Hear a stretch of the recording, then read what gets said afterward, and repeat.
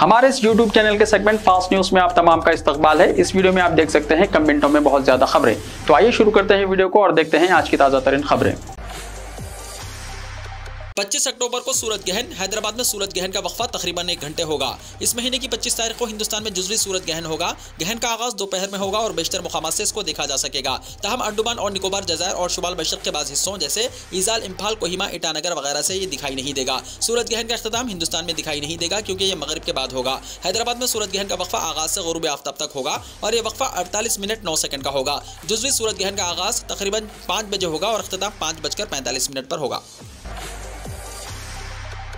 हैदराबाद में 12 mobile electric toilets का आगाज। मरकजी हुकूमत के सेफ सिटी प्रोजेक्ट के तहत ग्रेटर हैदराबाद म्युनिसिपल कॉर्पोरेशन हुदूद में 12 मोबाइल इलेक्ट्रिक टॉयलेट्स को शुरू किया गया।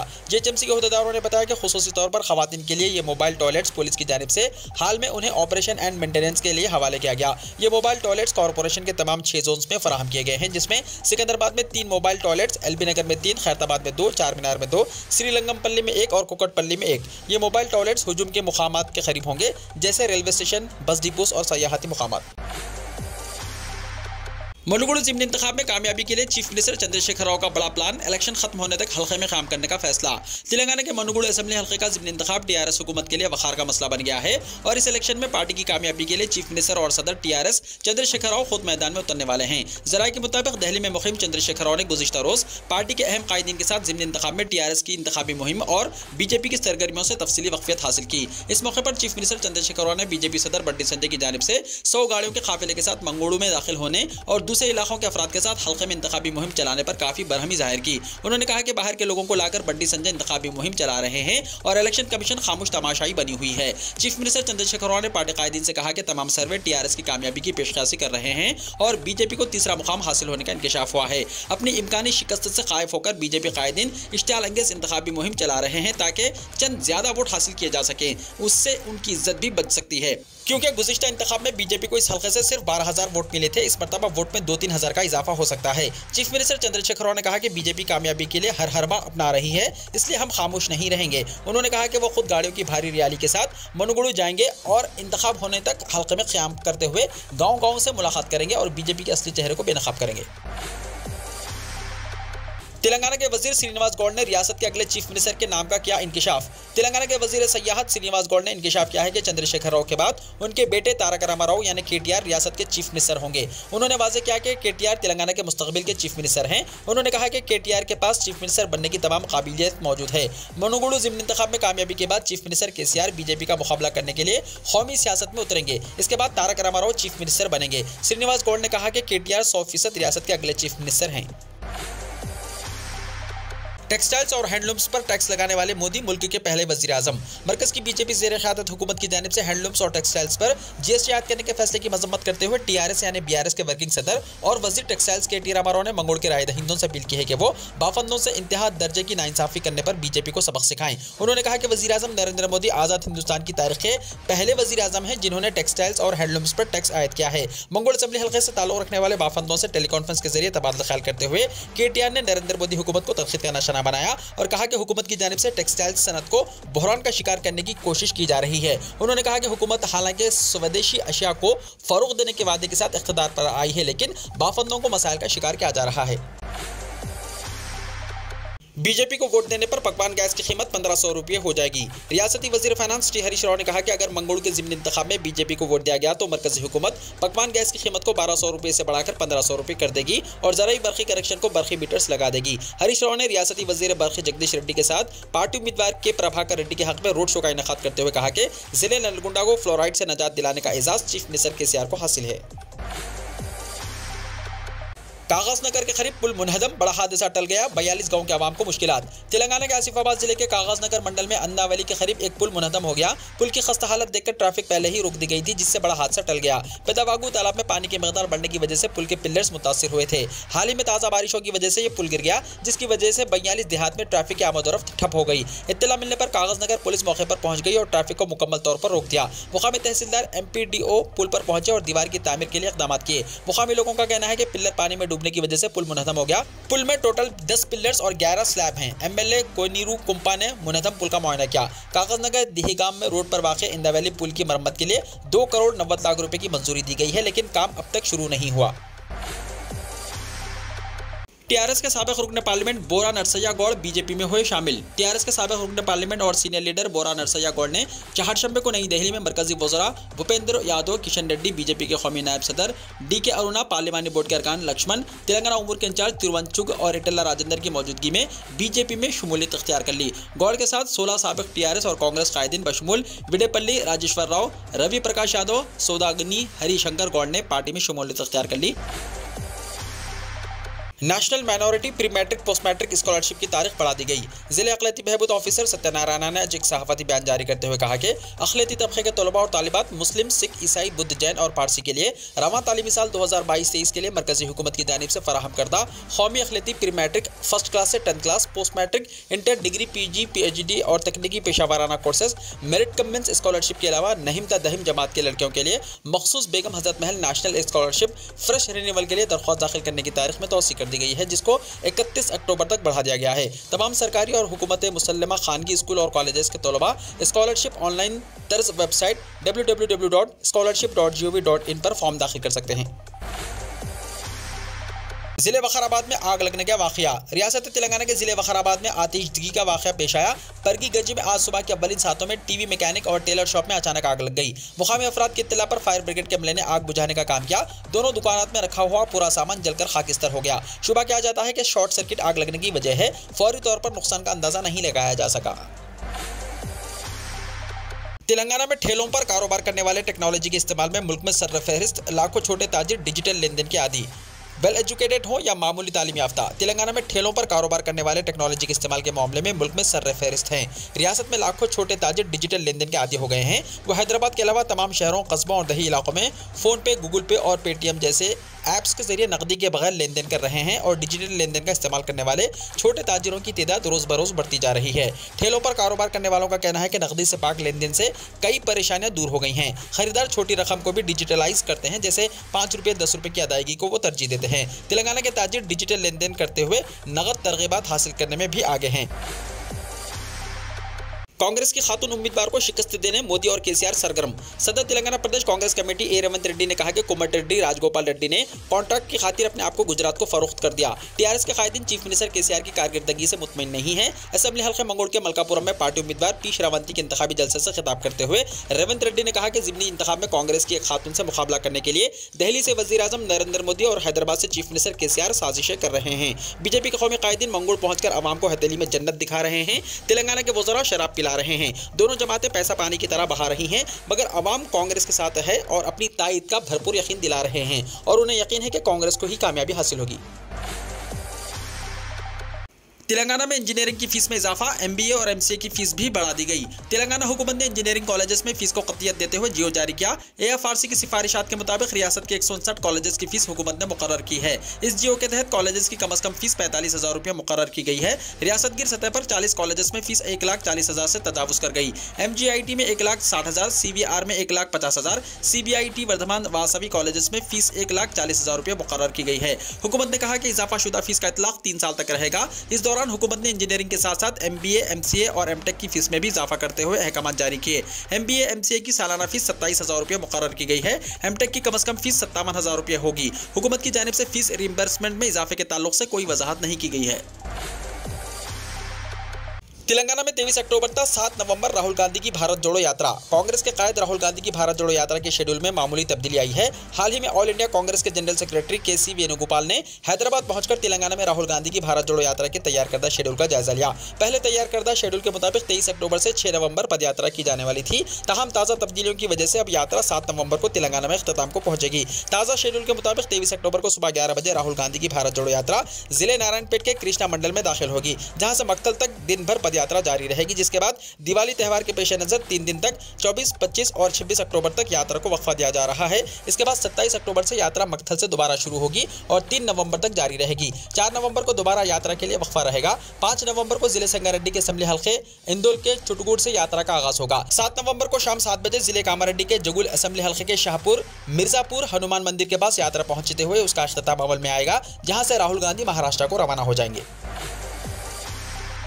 रुपया 60 पैसे गिरकर 83 रुपये फी डॉलर की रिकॉर्ड कम तरीन सतह पर पहुंच गया। अमेरिकी फेडरल रिजर्व की जानिब से शरह सूद में एक बार फिर इजाफे के इम्कान पर दुनिया की अहम करेंसियों के मुकाबले में डॉलर के 2 हफ्ते के बुलंद तरीन सतह पर पहुंचने के दबाव के तहत आज इंटर बैंकिंग करेंसी मार्केट में रुपया 60 पैसे की कमी के साथ 83 रुपये फी डॉलर रिकॉर्ड कम तरीन सतह पर आ गया है। मुर्गी ने दिया हिंदुस्तान का सबसे बड़ा अंडा। महाराष्ट्र की एक मुर्गी ने हिंदुस्तान का सबसे बड़ा अंडा दिया है। यह जंबू अंडा कोल्हापुर जिले के तुलसांडे गांव के पोल्ट्री फार्म में हाईलैंड WS नस्ल की एक मुर्गी ने दिया है। अब तक लिम्का बुक ऑफ रिकॉर्ड्स में दर्ज सबसे भारी मुर्गी के अंडे का वजन 162 ग्राम था और उसे पंजाब में एक मुर्गी ने दिया था। आमतौर पर मुर्गी के अंडे का वजन 54 से 100 ग्राम के दरमियान होता है। गैर मामूली मामलात में अंडे का वजन 140 ग्राम तक हो सकता है। माहिरीन का दावा है कि कोल्हापुर के खेत में रखे गए एक बड़े अंडे के अंदर 3 से 4 जर्दी हो सकती है। माला के इलाके में पोल्ट्री फार्म के मालिक दिलीप चौहान ने बताया कि वो खुद भी इस देवोहेकल अंडे को देखकर बहुत हैरान हुए। दिलीप ने बताया कि वो 40 साल से मुर्गियां पाल रहे हैं, लेकिन इतना बड़ा अंडा पहले कभी नहीं देखा। उत्तर प्रदेश के वजीर अफजाइश मवेशियां के आबाई हलके में लिम्पी वायरस का कहर। उत्तर प्रदेश के अफजाइश मवेशियां और डेयरी के वजीर धर्मपाल सिंह के बरेली में वाक़ इंतखाबी हलके अनुला में लिम्पी वायरस का कहर बढ़ता जा रहा है।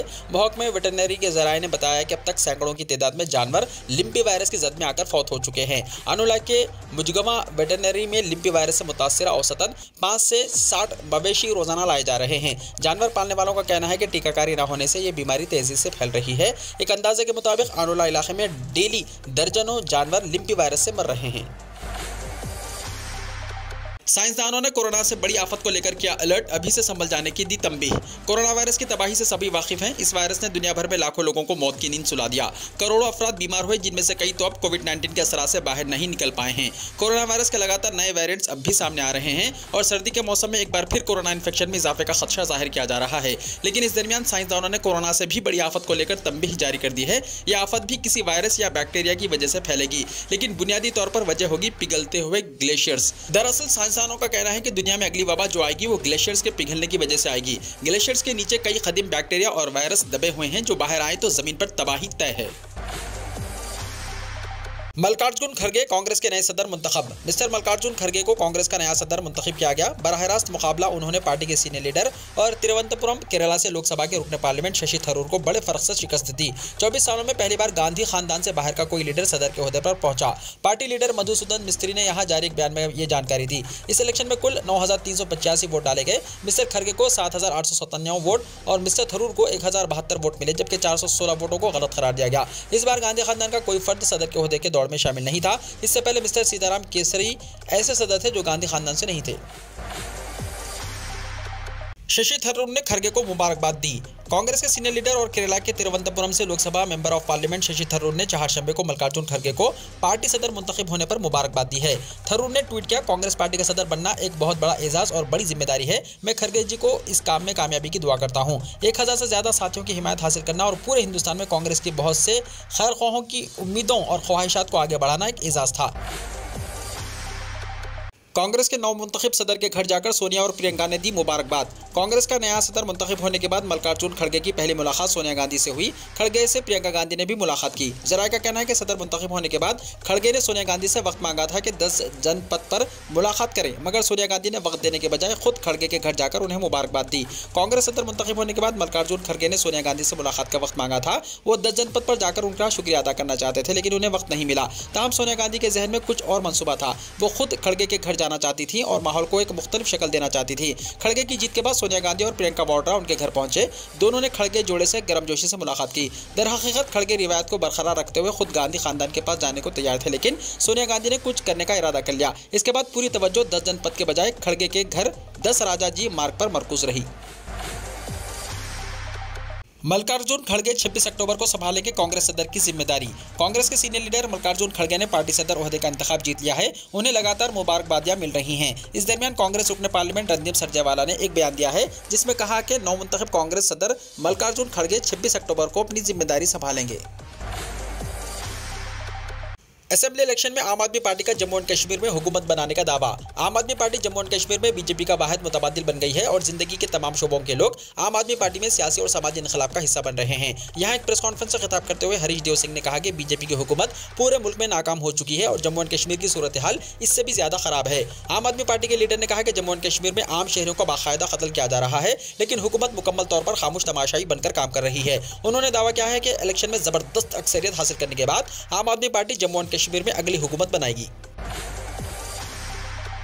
दिवाली में पटाखा बनाने, बेचने या जलाने पर जुर्माना और जेल, हुकूमत का ऐलान। अरविंद केजरीवाल हुकूमत ने नई हिदायत जारी की है ताकि दिवाली पर पटाखों की फरोख्त से माहौल को नुकसान न पहुंचे। त्यौहार पर पटाखे फोड़ने वालों को 6 महीने की कैद और 200 रुपये जुर्माने की सजा हो सकती है, जबकि पटाखा बनाने या बेचने की सूरत में 3 साल कैद के साथ 5000 रुपये जुर्माना भी अदा करना पड़ सकता है। वजीर माहौलियात गोपाल राय ने कहा कि इंतजामिया सख्ती से काम करेगी ताकि हवा खराब ना हो। पिछले साल की तरह इस बार भी दिल्ली में दिवाली पटाखों के बगैर होगी। दिल्ली हुकूमत ने 1 जनवरी तक दारुल हुकूमत में हर किस्म के पटाखों की तैयारी, फरोख्त और इस्तेमाल पर पाबंदी लगा दी थी। हुकूमत का कहना है कि यह पाबंदी पटाखों की ऑनलाइन फरोख्त पर भी लागू है।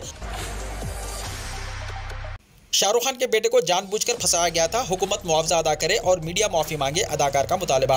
नार्कोटिक्स कंट्रोल ब्यूरो यानी एनसीबी की टीम ने शाहरुख खान के बेटे आर्यन खान से मुतालिक क्रूज केस में 18 अक्टूबर को अपनी रिपोर्ट पेश की है, जिसके मुताबिक आर्यन खान को जानबूझकर फंसाया गया है। जो तफ्तीश की गई है इसमें भी कई कोताहियों का इंकशाफ हुआ है। इस केस में 7-8 ओहदेदारों का किरदार भी मशकूक है, उन सब के खिलाफ कार्रवाई होगी। मीडिया रिपोर्ट्स के मुताबिक एनसीबी की जांच में कहा गया है कि आर्यन खान को जानबूझकर निशाना बनाया गया। नार्कोटिक्स कंट्रोल ब्यूरो की विजिलेंस टीम ने तहकीकाती रिपोर्ट दिल्ली हेडक्वार्टर को भेज दी है, जिसके बाद मजीद कार्रवाई की जाएगी। अब इस खबर पर बॉलीवुड अदाकार कमाल खान ने अपना रद्देमल जाहिर किया है। ट्विटर पर आर्यन खान की हिमायत करते हुए KRK ने हुकूमत से मुआवजे का मुतालबा किया। उन्होंने लिखा, एनसीबी की अंदरूनी तहकीकात के मुताबिक आर्यन खान को एक फर्जी केस में फंसाया गया था, लिहाजा हर मीडिया हाउस को बाज़ाब्ता तौर पर आर्यन से मीडिया ट्रायल करने पर माजरत करनी चाहिए।